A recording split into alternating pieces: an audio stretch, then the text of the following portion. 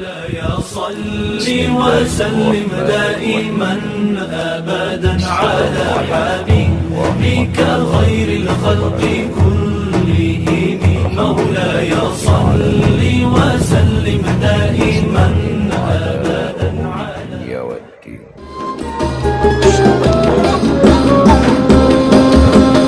لا شريك له وأشهد أن محمدا عبده ورسوله اللهم صل وسلم وبارك على سيدنا ومولانا محمد وعلى آله وصحبه رسول الله أجمعين أما بعد. Hadratul Muntaramin yang kami muliakan dan insyaallah dimuliakan Allah Subhanahu wa taala. Bersyukur kita kepada Allah Subhanahu wa taala dengan mengucapkan alhamdulillah rabbil alamin.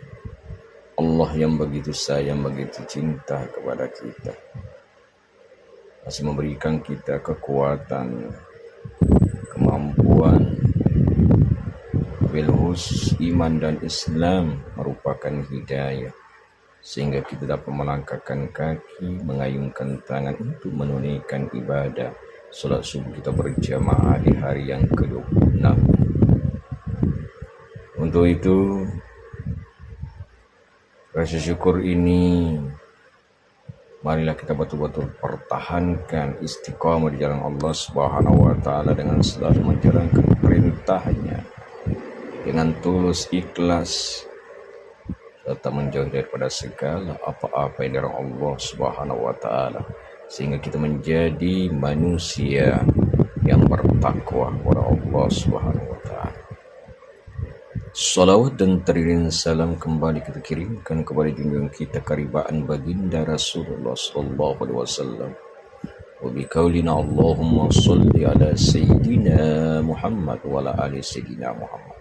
Mudah-mudahan dengan seringnya kita bersalawat, kita semakin mahal cinta kita pada Rasulullah sallallahu alaihi wasallam dengan mengamalkan sunnahnya. Man ahya sunnati faqad ahabbani wa man ahabbani kana. Barang siapa menjalankan sunnahku berarti cinta kepada aku, dan barang siapa yang cinta kepada aku maka kelak bersama aku dalam surga Allah Subhanahu wa taala atas rahmatnya, atas kasih sayangnya. Wa insyaallah taala birahmatihi wa karamatihi minal. Jemaah dimuliakan Allah Subhanahu wa taala, tidak terasa waktu Ramadan sebentar lagi meninggalkan kita. Dan sampai kita yang meninggalkan Ramadan, berpisah dengan Ramadan, yang sia-sia puasa yang kita kerjakan tidak ada makna. Tidak ada yang kita bisa petik daripada ibadah puasa itu. Puasanya sekedar menahan lapar, haus. Karena sebagaimana disampaikan Rasulullah SAW, kebanyakan manusia berpuasa itu hanya sekedar menahan lapar dan haus. Kam min sha'im laysa lahu min shiyam illa al-ju'a'. Maka dari itu, sebelum kita berpisah dengan Ramadan yang insya Allah meninggalkan kita, sehingga Ramadan itu pun akan selalu mendoakan kita bisa berjumpa di tahun ke depan, bahkan di akhirat kelak Ramadan akan mencari kita, mana umat dan Muhammad. Dan setiap harinya berpuasa di bulan suci Ramadan karena iman, keikhlasan, mengharapkan ridha Allah. Man shoma Ramadan imanan wa ihtisaban ghufira lahu ma taqaddama min dhanbi. Di mana di malam harinya ia menghidupkan sholat tarawih, witir, berbagai-macam qiyamul lail. Man qama ramadana imanan wa ihtisaban ghufira lahu ma taqaddama min dhanbi. Saudaraku jemaah dimuliakan Allah Subhanahu wa taala. Pada kesempatan subuh ini kita akan membicarakan bagaimana puasa dalam pandangan tasawuf. Tujuan berpuasa sesuai dengan perintah Allah Subhanahu wa taala adalah untuk menjadikan manusia bertakwa. Pelaksanaan ibadah puasa tidak hanya sekedar menahan makan dan minum. Dikaji dari sisi tasawuf, puasa harus dilaksanakan dengan melibatkan hati. Ibadah puasa itu menurut tasawuf seperti apa? ibadah adalah perbuatan yang berdasarkan Al-Quran dan hadis. Nah, puasa itu menahan makan dan minum dari fajar subuh sampai terbenamnya matahari. Puasa menurut tasawuf bukan hanya menahan makan dan minum, tapi harus bisa menjaga lisan dan. Maka apa yang bisa membatalkan puasa harus kita jaga. Ada 5 hal yang bisa membatalkan pahala ibadah puasa kita, yaitu berbohong, mengadu domba, ghibah, bersumpah palsu, dan mengumbar pandangan secara syahwat. Jikalau kita sanggup menghindari itu, maka kita bisa menjaga puasa kita dalam pahalanya yang kita harapkan. Bukan hanya pahala puasa, tapi mendapatkan pahala di hadapan Allah Subhanahu wa Ta'ala. Ma'asyiral muslimin rahimahullah. Kalau misalnya sekarang hanya puasa menahan makan dan minum, itu puasa yang umum. Karena puasa itu ada 2, yaitu puasa dan puasa khas atau khusus. Puasa khas bukan hanya tidak makan dan tidak minum, tetapi termasuk menjaga hati. Maka puasa secara tasawuf tidak sekedar menahan haus dan lapar. Kalau dari sisi tasawuf seperti apa dalam menjalankan ibadah puasa ini? Orang yang betul-betul senang datangnya bulan Ramadan yang diwajibkan berpuasa, puasanya akan menambah semangat sehingga terjadi peningkatan ibadah. Juga dari fisiknya akan sehat. Seperti dalam hadis disebutkan, berpuasalah engkau maka akan sehat. Sumu tasih. Insya Allah orang yang sedang sakit pun dengan melaksanakan puasa sesuai aturan, ia menjadi sehat. Lalu bagaimana upaya-upaya untuk berpuasa seperti disebutkan secara tasawuf? Ya, kita harus belajar bukan hanya dari pelaksanaan secara syariat, tapi juga dari ketasawufannya, artinya belajar masalah hati. Ini yang paling berat, termasuk orang yang mencapai tingkatan takwa.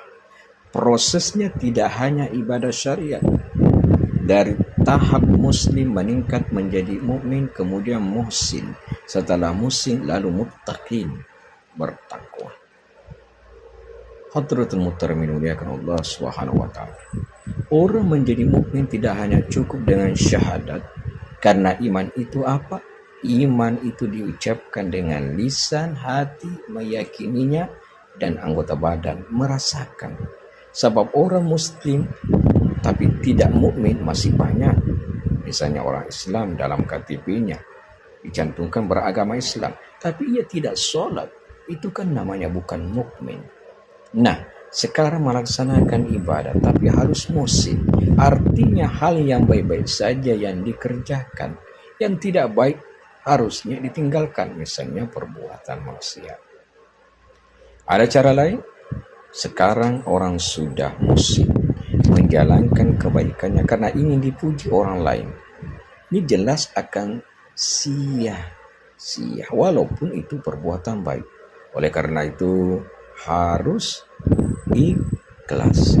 Semata-mata perbuatan yang dikerjakan untuk mengharapkan ridha Allah Subhanahu wa Ta'ala, barulah akan mencapai tahap muttaqin. Kalau sudah muttaqin, Allah akan menjadikan 5 hal seperti disebutkan dalam Al-Quran surah At-Talaq ayat 2-5. Wa may yattaqillahu yaj'al lahu makhraja. Barang siapa yang bertakwa kepada Allah, niscaya Allah membukakan jalan keluar baginya. Artinya akan keluar dari kesulitan. Wa may yattaqillaha yaj'al lahu makhraja. Kemudian wa yarzuqhu min haitsu la yahtasib. Wa may yattaqillaha wa huwa habuhu. Dan dia memberikan rezeki dari arah yang tidak disangka-sangka. Dan barang siapa yang bertawakal kepada Allah, niscaya Allah akan mencukupi keperluannya. Berikutnya, wa may yattaqillaha yaj'al lahu min amrihi yusra. Barang siapa bertakwa kepada Allah, niscaya dia menjadikan kemudahan baginya dalam urusannya. Balasan lainnya bagi orang yang bertakwa adalah wa may yattaqillaha yukaffir anhu sayyi'atihi wa ma yutihim lahu ajra. Barang siapa yang bertakwa kepada Allah, niscaya Allah akan menghapus kesalahan-kesalahannya dan akan menimpa gandakan pahala baginya. Nah, saudaraku jemaah dimuliakan Allah Subhanahu wa taala, untuk bisa mencapai tahap takwa seorang harus lebih dulu ikhlas melakukan ibadah tanpa diketahui atau dipengaruhi orang lain. Hal yang sepele adalah saat seseorang misalnya akan mengerjakan sholat sunnah, ada perasaan takut dipuji orang lain, akhirnya tidak jadi melakukan sholat sunnah. Padahal kalau ikhlas, orang mau bilang apa, dia akan kerjakan demi ridho Allah. Masalah ikhlas ini kita harus belajar. Termasuk saya juga masih terus belajar tentang ilmu ikhlas. Hadirin dimuliakan Allah Subhanahu wa taala, maka dari itu sekali lagi betul-betul kita dalam akhir-akhir Ramadan ini berusaha mencapai piala takwa. La'allakum tattaqun. Mungkin demikianlah pengajian kita pada subuh ini. Ini dimuliakan Allah Subhanahu wa taala.